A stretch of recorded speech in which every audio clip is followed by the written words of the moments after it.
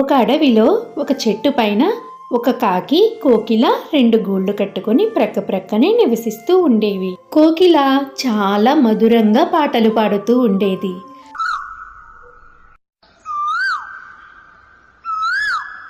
ఆ పాటలు వింటూ ఆ కాకి చాలా సంతోషించేది.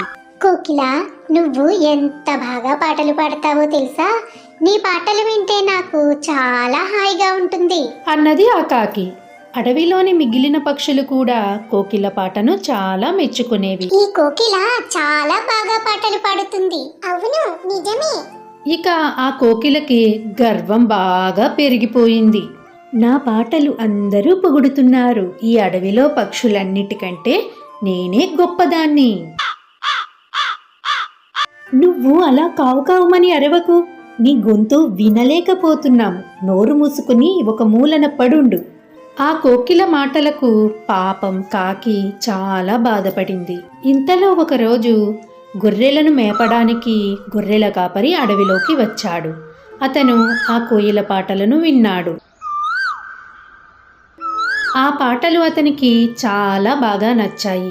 అతను ఇలా అన్నాడు, ఎలాగైనా ఈ కోయిలను పట్టుకుని ఇంటికి తీసుకువెళ్ళి పంజరంలో పెడతాను. అప్పుడు నేను రోజు దీని పాటలు వినొచ్చు అంటూ ఆ గొర్రెల కాపరి ఆ కోయిలను వలవేసి పట్టాడు.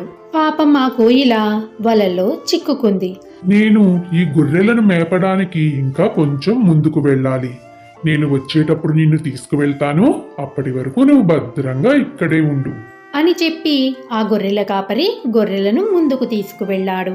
ఇదంతా అక్కడే ఉండి చూస్తూ ఉన్న కాకి కోయిలను ఎలాగైనా రక్షించాలనుకుంది. దానికోసం తన స్నేహితుడైన ఎలుకను పిలిచింది. ఆ ఎలుక తన పదునైన పళ్లతో ఆ వల మొత్తం కొరికి ఆ కోకిలను విడిపించింది.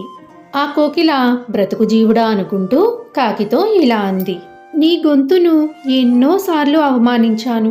అయినా చాలా మంచి మనసుతో నన్ను రక్షించావు. నన్ను క్షమించు. దానికి ఆ కాకి ఇలా అంది, మిత్రమా, మనందరం పక్షులం. రంగు, రూపు, గొంతు వేరైనా మనందరం ఒక్కటే. ఒకరికొకరం సహాయం చేసుకుంటేనే మనం సంతోషంగా ఉండగలం.